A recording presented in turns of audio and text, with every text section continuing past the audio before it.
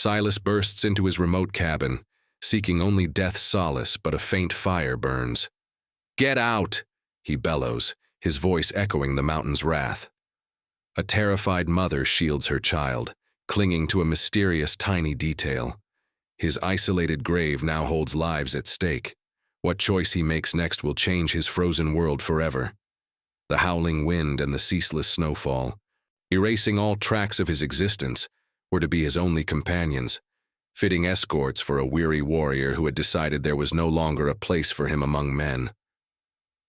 The mountain itself, a colossal monument of ancient stone and ice, mirrored his own hardened spirit.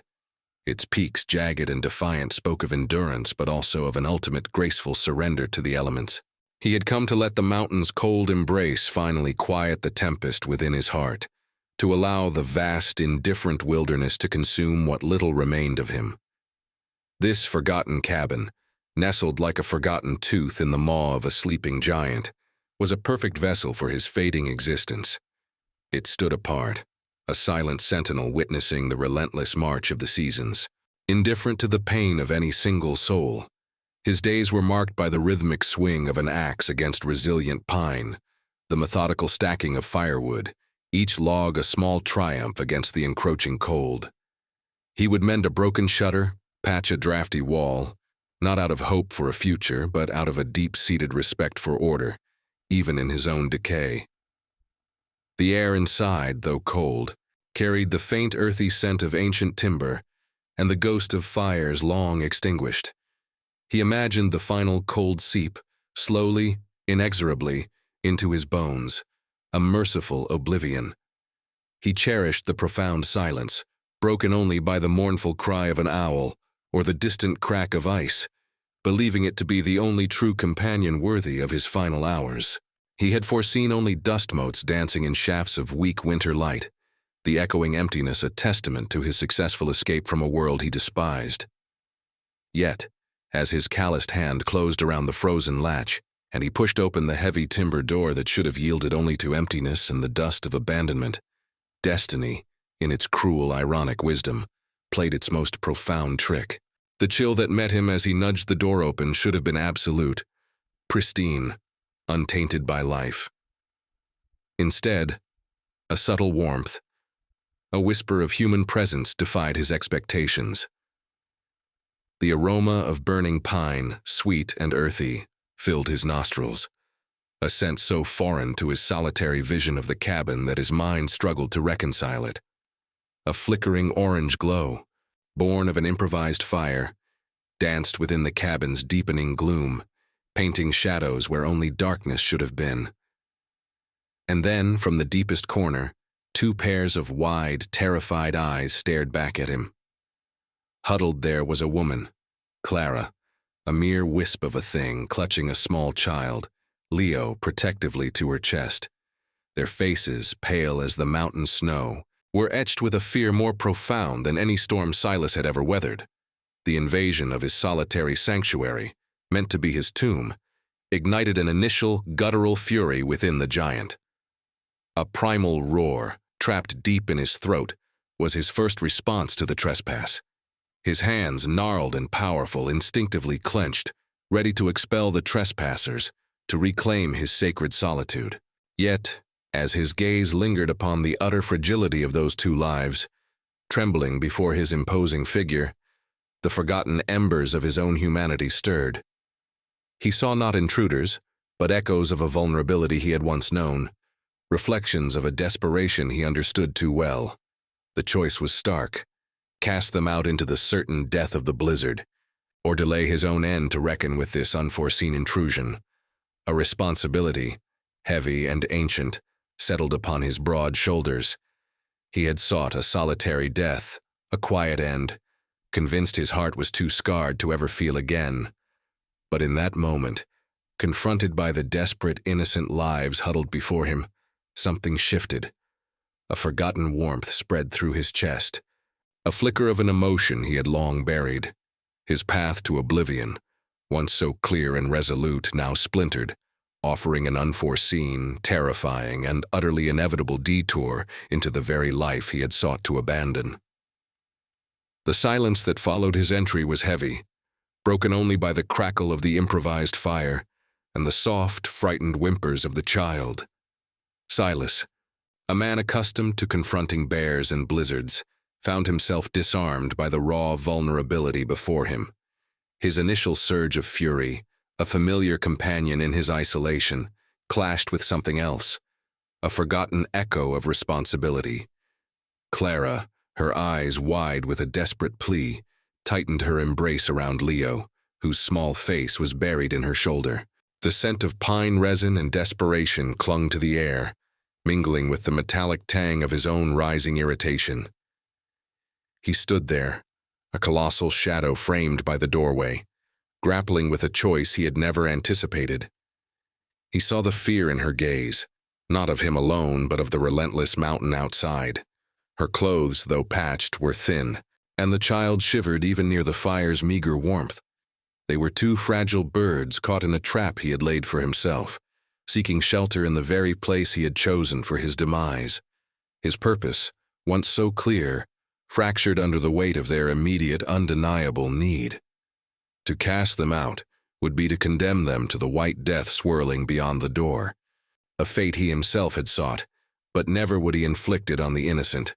A low growl rumbled in his chest, not of aggression, but of profound discontent. This was not the solitude he had envisioned, not the quiet descent into oblivion he had craved. The cabin, a vessel for his final journey, now held the fragile spark of new life, demanding sustenance and protection. He observed Clara's hands, calloused and chapped, clutching the child, and a faint, almost imperceptible shiver ran through him. Her resolve, despite her obvious terror and exhaustion, was a stark contrast to his own resignation. She fought for life, while he sought its end. It was an unwelcome mirror. Slowly, deliberately, Silas pushed the heavy door shut, the resounding thud echoing like a final, irreversible decree. He did not speak, for words felt foreign to the raw landscape of his emotions. Instead, he moved with the practiced ease of a mountain predator, crossing the small space to the stacked firewood. Each log he threw onto the fire, sending sparks dancing into the frigid air, was an unspoken concession. The flame grew, pushing back the shadows, revealing more clearly the weariness etched on Clara's face and the innocent curiosity now dawning in Leo's eyes. He felt the cold seep into his own weary bones, but now it was accompanied by a different kind of chill, the chilling awareness of a fate unexpectedly rerouted.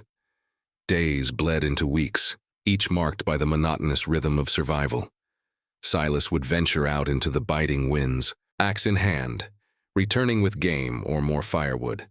Clara, with quiet efficiency, would mend their meager clothing, stretch their meager rations, and tend to the fire.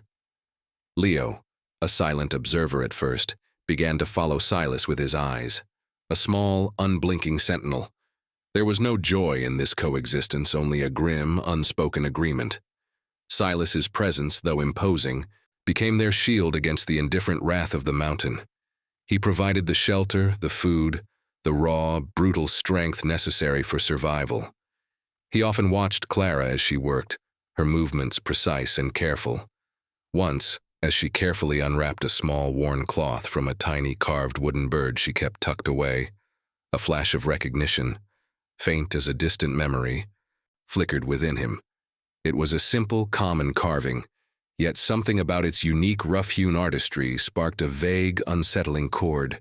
It was not enough to form a connection, merely a whisper of a forgotten time, a subtle suggestion that the world, even in its vastness, often folds in on itself in unexpected ways. Her desperate flight was not just a whim of fortune. It was a journey guided by a relentless, unseen hand, converging with his own desolate path. One evening, as a furious blizzard raged outside, rattling the very foundations of the cabin, Leo began to cough, a deep, racking sound that sent a jolt of alarm through Silas. Clara immediately went to him, her face a mask of worry.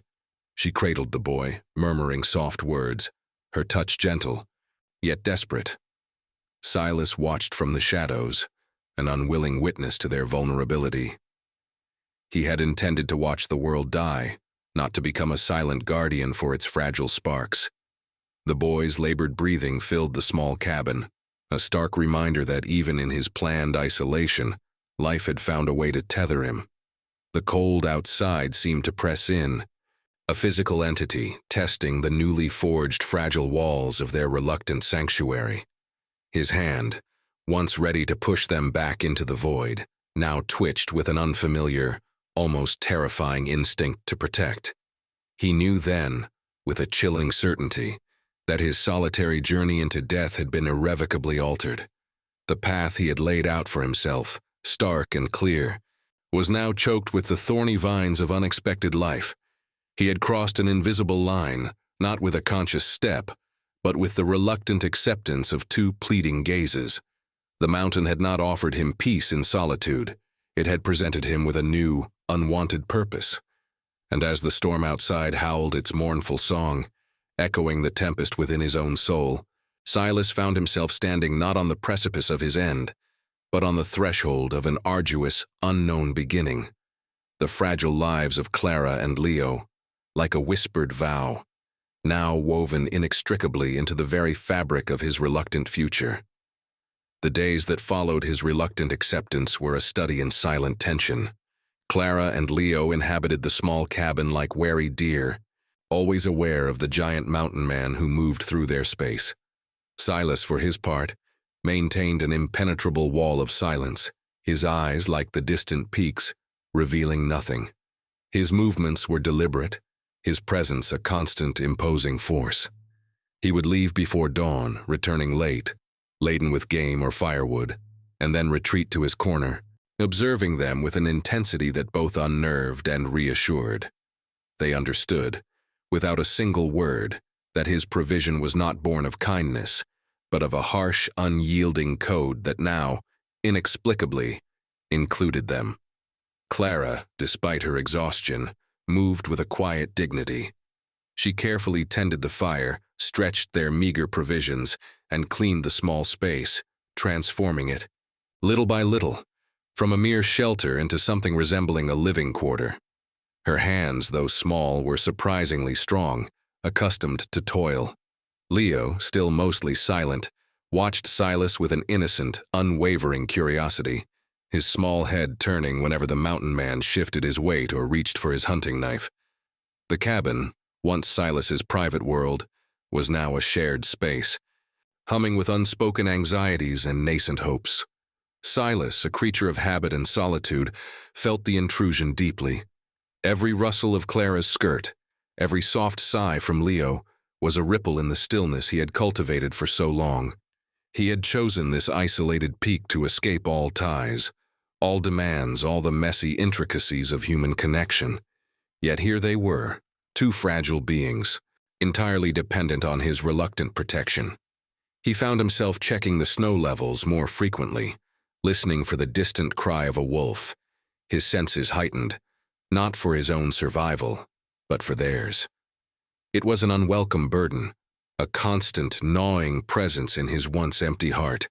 He recalled the moment he had first laid eyes on this cabin, a dilapidated structure half buried in snow, its windows like vacant eyes. It had called to him then, promising the ultimate solitude.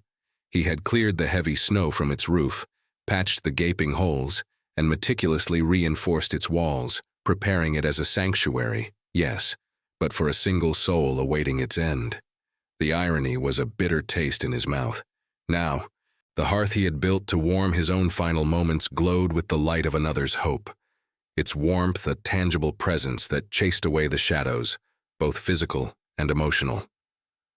One afternoon, as Silas sharpened his hunting knife by the window, the faint sunlight catching on the blade, Clara approached him hesitantly.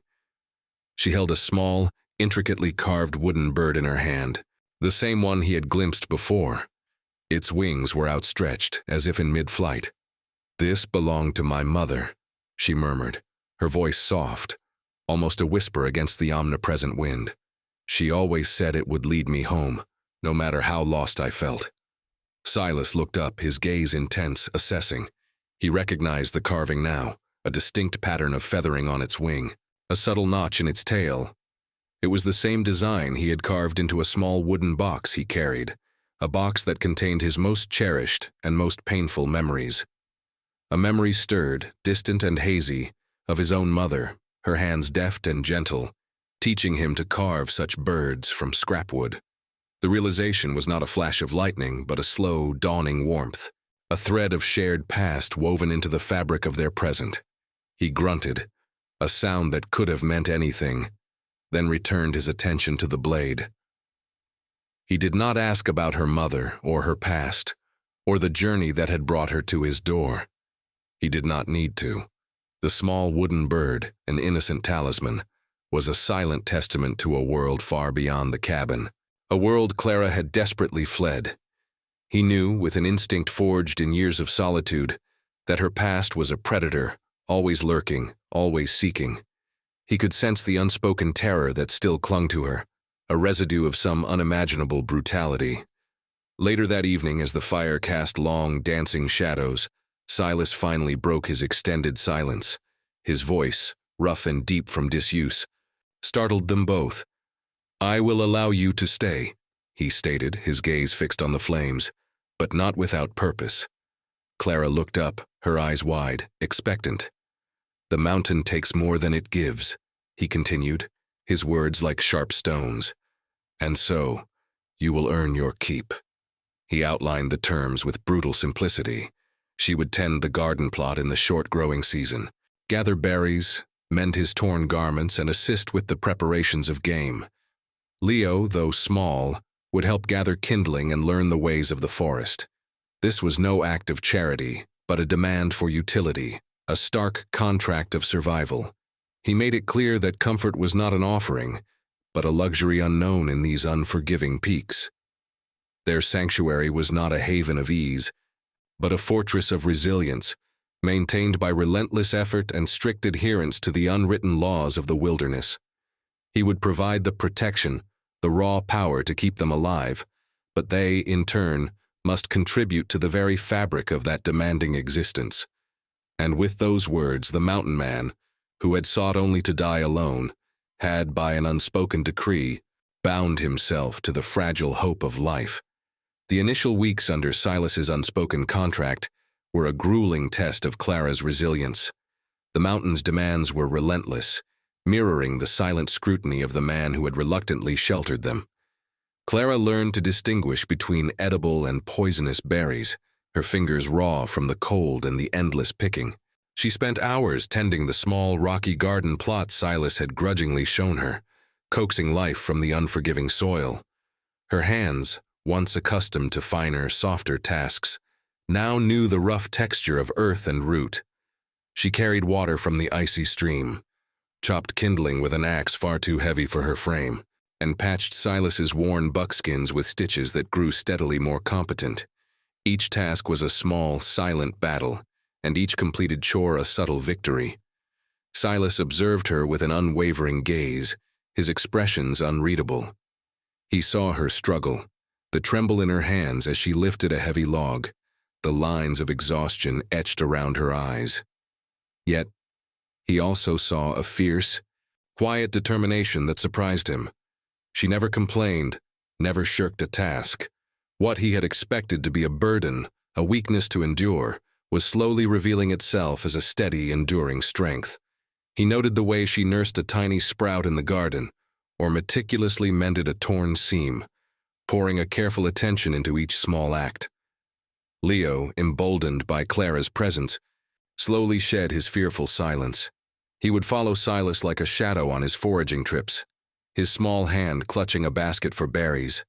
Silas, who had believed himself utterly incapable of tenderness, found himself showing the boy the tracks of a deer in the snow, the call of a distant hawk, the hidden places where edible roots could be found.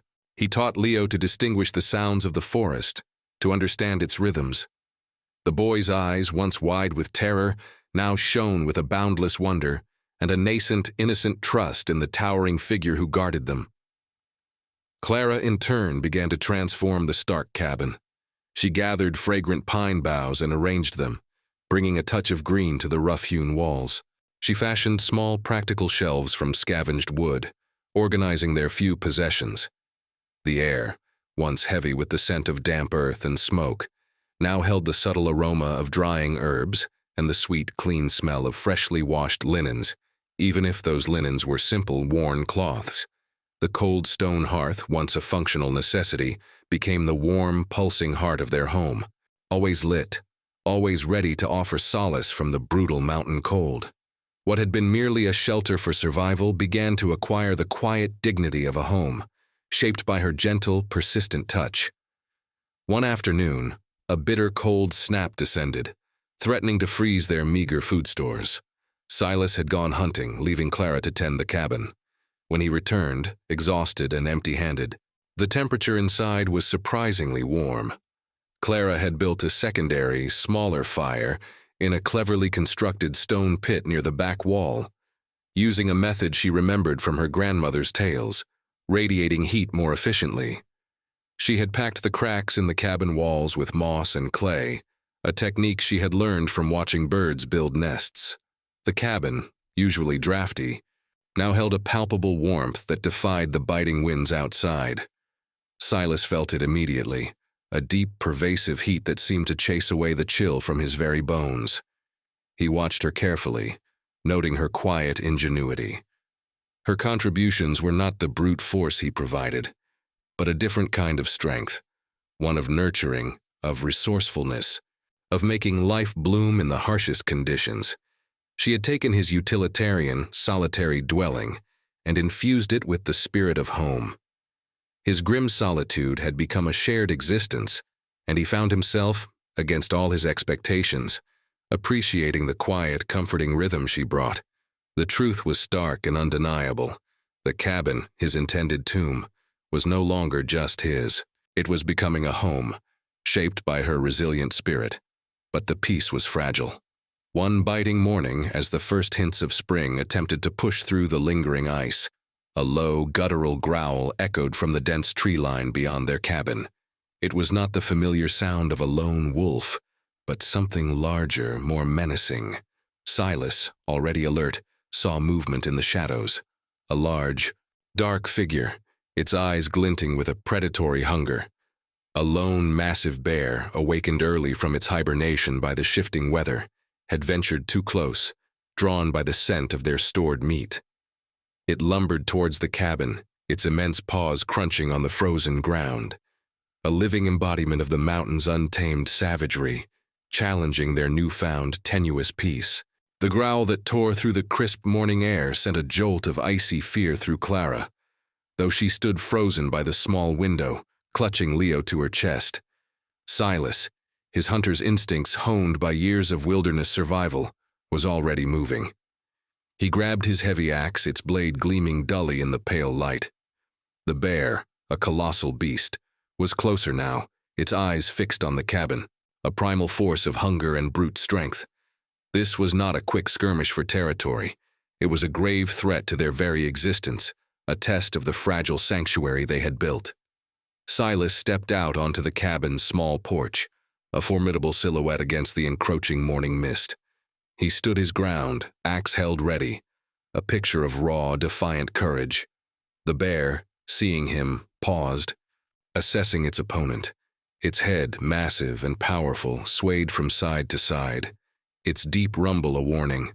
Silas knew the danger was immense. A direct confrontation would be a brutal, bloody affair, and victory was far from assured. Yet he would not yield. This cabin, these lives within it, were now his to protect. As the bear took another lumbering step forward, Clara's mind raced. She remembered her grandmother's stories of the ancient ways, of remedies and deterrents from the old country, methods passed down through generations of mountain folk. She glanced around the cabin, her eyes scanning their meager possessions.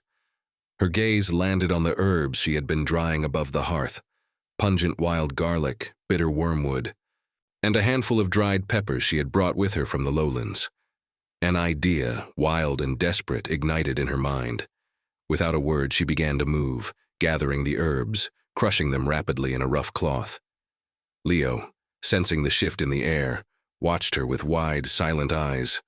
Clara moved with a focused intensity, pouring the crushed mixture into a small clay pot, then adding a handful of hot coals from the hearth.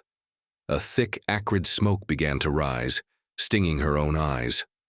Outside, the confrontation was escalating. Silas, his axe raised, was slowly circling the bear, attempting to draw it away from the cabin. The beast, however, was determined, its focus unyielding. It charged, a terrifying roar tearing from its throat, claws extended. Silas met it with a deafening yell, swinging his axe, a blur of steel and muscle. Just as the bear lunged, Clara pushed open the cabin door. She held the smoking pot aloft, stepping out beside Silas, a small figure utterly unafraid. She tossed the smoldering herbs directly into the bear's path. The pungent, irritating smoke billowed upwards, catching the wind, stinging the bear's nostrils and eyes. The great beast roared again, but this time it was a sound of pain and confusion, not aggression. It stumbled, pawing at its eyes, disoriented by the unexpected assault. The combined shock of Silas's fearless defiance and Clara's ingenious burning smoke was too much. With a final bewildered snort, the bear turned and lumbered back into the dense forest, disappearing as quickly as it had appeared. The silence that descended was profound, broken only by their ragged breathing. Silas stood still, his axe lowered, his chest heaving. Clara, her own heart pounding, looked at the retreating shadows, the smoke dissipating into the cold air. They had faced a force of nature, and they had, against all odds, prevailed. As the immediate danger receded, the adrenaline began to ebb, leaving them both profoundly shaken. Silas, for the first time, turned his gaze fully upon Clara, not with assessment, but with a raw, undeniable respect. He saw the strength in her trembling hands, the courage in her pale face. He saw the quiet ingenuity that had turned the tide, and in her eyes he saw not only relief, but a deep, unspoken understanding. He moved towards her, his large hand gently touching her shoulder. His voice, when it came, was softer than she had ever heard it, barely a rasp. "You saved us." It was not a question, but a profound declaration. Clara met his gaze, and a dam broke within her. The long, silent journey, the terror of her past, the desperate struggle for survival. It all welled up. Her voice, though hushed, carried the weight of years. She spoke of the brutal town she had fled, of a possessive, violent man who sought to claim her as property, of the fear that had driven her into the unforgiving mountains to protect Leo. She confessed her profound grief over her lost life, her parents, her shattered dreams. Silas, in turn, revealed his own scars. He spoke of a betrayal that had cost him everything, his lands, his family, his good name. He spoke of the deep, pervasive shame that had driven him into self-imposed exile, seeking to die rather than live with the crushing burden of his past failures.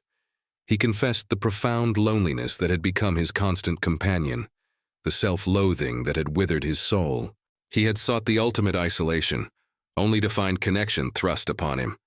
In that small cabin, surrounded by the scent of wood smoke and the lingering traces of fear, their shared vulnerabilities became a bridge. Their pasts, once heavy chains, were now threads weaving them together. They were two outcasts, brought to the very edge of the world, not by choice, but by the relentless cruelty of life.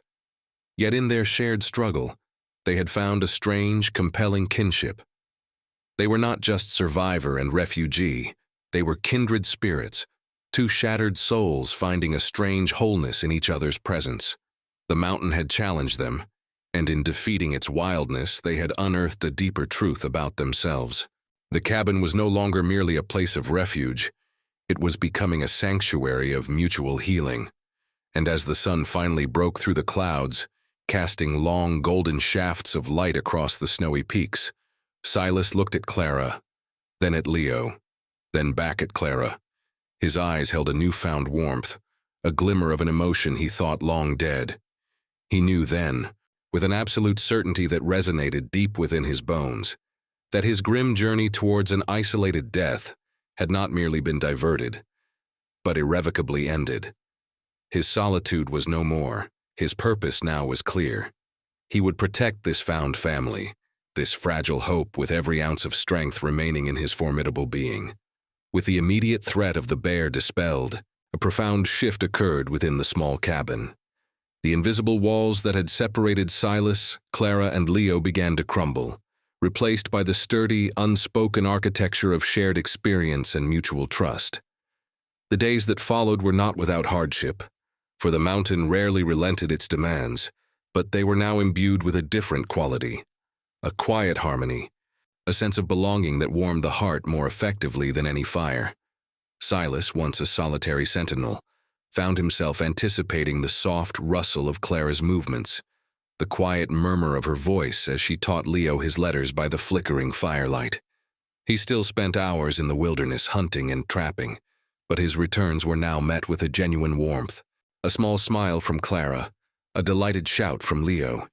He would share stories of his hunts, his voice losing some of its habitual gruffness, describing the elusive deer or the cunning fox.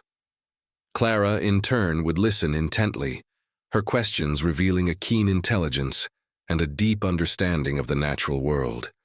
They worked together now, a unit. Silas would fell the trees, and Clara would help him strip the bark and season the timber for repairs.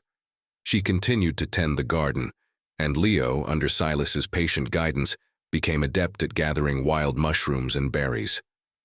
In the evenings, gathered around the hearth, the flickering flames would illuminate their faces as Clara spun tales of the lowlands, of bustling markets and friendly faces, painting a vivid picture of a world Silas had long abandoned. He, in turn, would speak of the mountains, of ancient trails and hidden caves, of the raw, untamed beauty of the peaks, imparting his vast knowledge of survival, his voice imbued with a quiet reverence for the land. One crisp autumn evening, as the first snowflakes began to dance outside the window, Silas sat carving a small, wooden wolf for Leo. His large hands, usually so powerful, worked with surprising delicacy. Clara sat beside him, mending a tear in one of his buckskin shirts. She noticed a faint, almost faded tattoo on his forearm, a stylized mountain peak with a single soaring hawk. It was a design she knew well, a symbol of the Sky Clan, a nomadic people from her distant childhood, known for their prowess in hunting and their deep connection to the land. Her own grandmother, before settling in the valley, had spoken of their ancient wisdom. She realized then that Silas's profound knowledge of the wilderness, his almost mystical connection to the mountain, was not merely learned but inherited. He caught her gaze, and for the first time, a faint, almost shy smile touched his lips. He explained that his mother had been a woman of the Sky Clan, an outsider who had found love with a valley settler. His upbringing had been split between two worlds, giving him an intimate understanding of both, and a profound sense of not fully belonging to either. This revelation was not a dramatic twist, but a quiet, confirming whisper that their connection ran deeper than mere circumstance. Their shared experiences of being between worlds, of carrying the weight of different legacies, solidified their bond. They were indeed two halves of a whole, each bearing a unique history that spoke to the other's soul. The cabin, once a place of refuge, had become a haven where their disparate pasts finally converged. The winter months deepened, blanketing the mountain in an ethereal silence. The cabin became a beacon of warmth and light in the vast frozen landscape. Silas and Clara, bound by their shared pasts and present responsibilities, found solace and strength in their growing partnership. Leo thrived under their care, his laughter, once a rare sound, now echoing freely within the sturdy walls. They were not merely surviving. They were building a life, a family forged in the crucible of adversity. But the peace, as all true peace in the mountains, was destined to be fleeting. One frigid afternoon, as Silas was returning from his traps, a chilling detail caught his eye. Near the foot of the winding path that led up to their cabin, partially obscured by a fresh dusting of snow, were footprints. They were not the familiar heavy prints of a bear, nor the lighter, nimbler tracks of a deer. These were the unmistakable, deliberate imprints of men's boots, too large, too purposeful to belong to any lost traveler. There were several sets heading up the path, then disappearing towards the very woods that surrounded their sanctuary. The snow, falling softly, was already beginning to erase them, but Silas knew. The past, Clara's violent past, was not just a memory anymore. It was a tangible, approaching threat, its cold breath already stirring the air around their cherished home. The sight of those fresh, alien boot prints in the otherwise pristine snow sent a cold shiver down Silas's spine, a stark contrast to the warmth that had begun to blossom in his heart. The brief moment of peace, the quiet joy of a found family, was now brutally shattered. He followed the tracks, his movements cautious and silent, confirming his gravest fears. These were not casual wanderers. The men were experienced, their steps deliberate, their path leading inexorably towards his sanctuary. The very air seemed to thicken with a palpable sense of menace, stirring the dormant ferocity within him. He returned to the cabin, his face a mask of grim determination. Clara, sensing the shift in his demeanor, immediately knew something was terribly wrong. His eyes, usually deep pools of quiet observation, now held a dangerous glint. With quiet urgency, he explained what he had found, his voice low and steady, though laced with an undeniable edge. He described the number of men, their likely intent, and the imminent danger they posed. Clara's blood ran cold. The past she had fled, the violent shadow that had haunted her steps, had finally found its way to their remote haven. Her mind immediately flew to Leo. He was their most precious, most vulnerable treasure.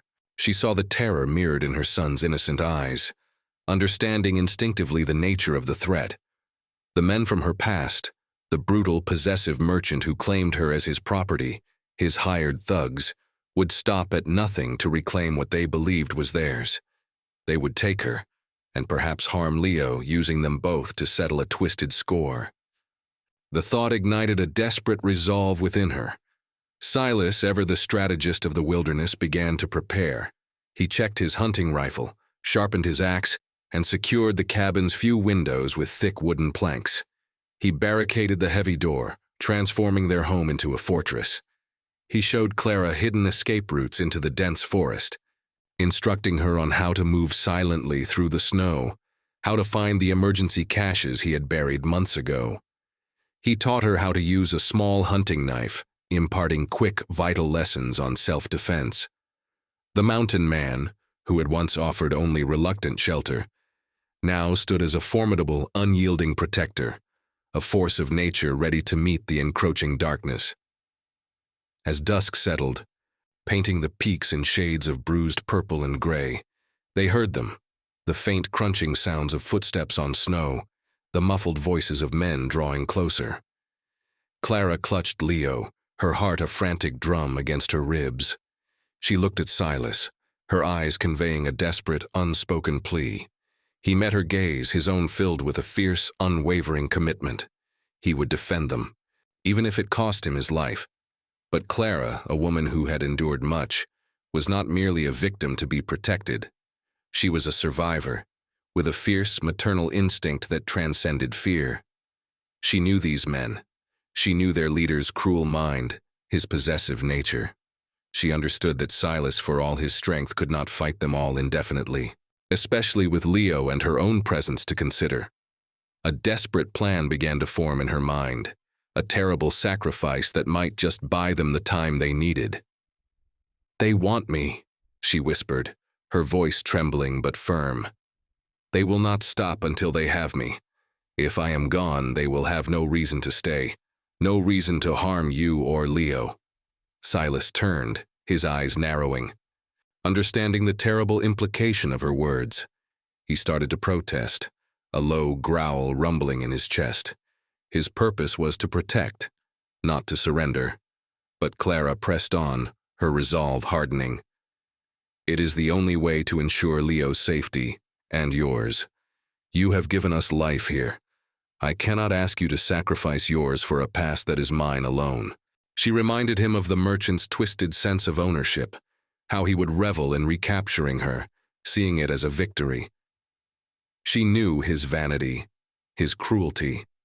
If she went willingly, if she presented herself as the prize, perhaps the men would retreat, leaving Silas and Leo unharmed. Silas looked at her, truly looked at the woman who had transformed his desolate cabin into a home, who had brought laughter back into his life. He saw not weakness, but an immense, terrifying courage. Her proposal was a bitter pill, a betrayal of his protective instincts, yet he could see the grim logic in it, the desperate hope that it might spare Leo. He knew she spoke the truth. The merchant's obsession was with her. And so, as the sounds of the approaching men grew louder, closer, echoing ominously through the darkening forest, Clara made her terrible choice. She would present herself, a lamb to the slaughter, to save the new family she had found. She would walk out into the cold, leaving behind the warmth of the hearth and the protective shadow of Silas, offering herself as bait. It was an act of profound self-sacrifice, a desperate gamble with her own life, for the chance to secure theirs. She pressed a quick, fierce kiss to Leo's forehead, then turned to Silas, her eyes pleading for his understanding, his forgiveness. The heavy door, barricaded against the world, was all that now stood between her and the desperate, harrowing journey back into the brutal past she had barely escaped. The muffled shouts outside grew louder, more insistent, the heavy thuds against the cabin door rattling its very frame. Silas, his jaw clenched, stood like a stone sentinel, his gaze fixed on Clara. Her face, though pale, held a fierce, unwavering resolve. She looked at Leo, whose small body trembled against her, and then back at Silas, her eyes conveying a silent plea for understanding, for the chance to protect the new life they had built. With a heavy heart, knowing the immense risk, Silas made his own impossible choice. He unbarred the door, its screech echoing ominously in the tense silence. As the last bolt slid free, Clara stepped forward, placing a hand on his arm. "Remember our promise," she whispered, her voice barely audible above the rising clamor outside. "Protect him." Then, before Silas could utter a word, she pushed the heavy door open and stepped out into the frigid night, a solitary figure against the swirling snow. The men outside, rough and menacing, immediately seized her. Their leader, a man named Merrick, whose cruel smile Clara remembered all too well, sneered in triumph. "Well, well, little birdie," he rasped, his eyes glinting. "Thought you could fly, did you?"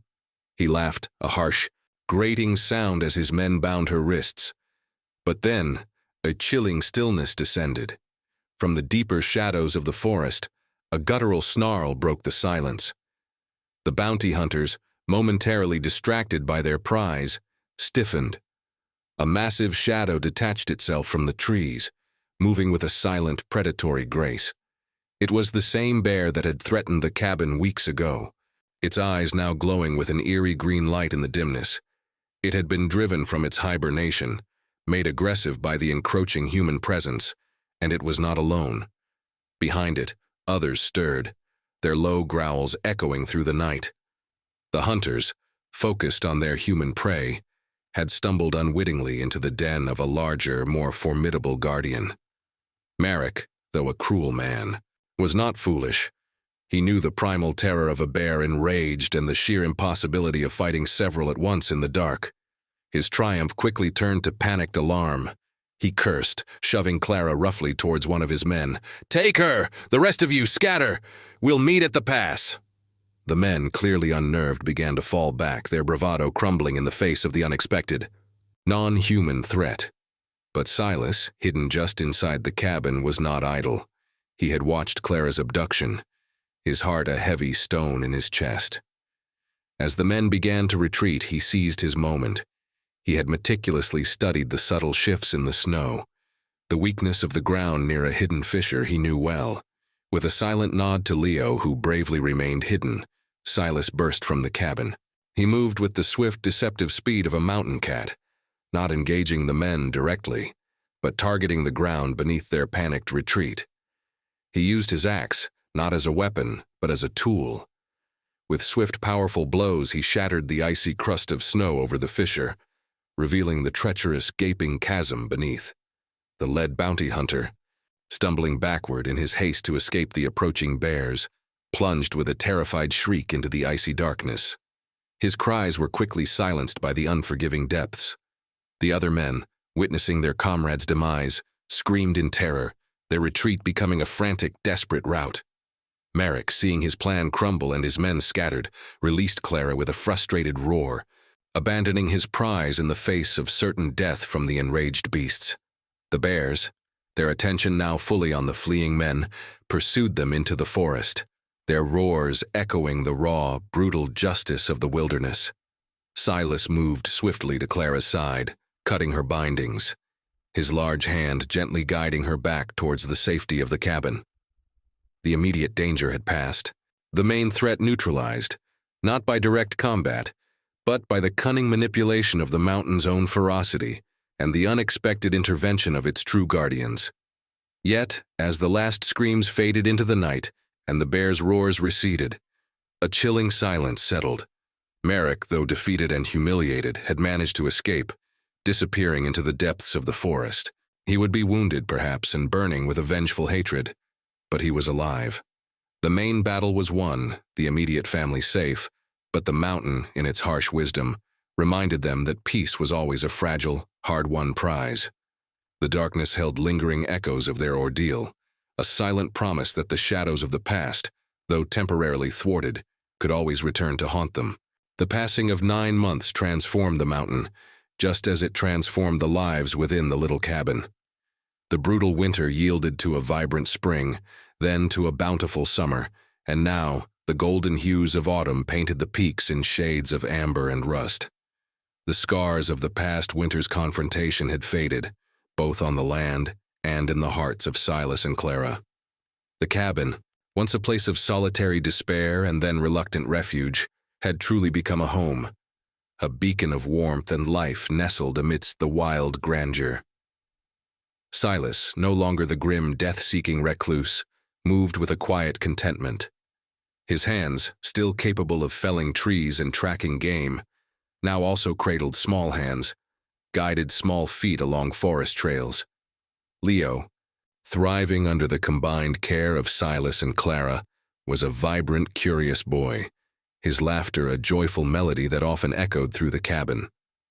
Silas taught him the language of the wilderness, the rustle of leaves, the calls of birds, the secret paths of animals, instilling in him a deep respect and understanding of the mountain.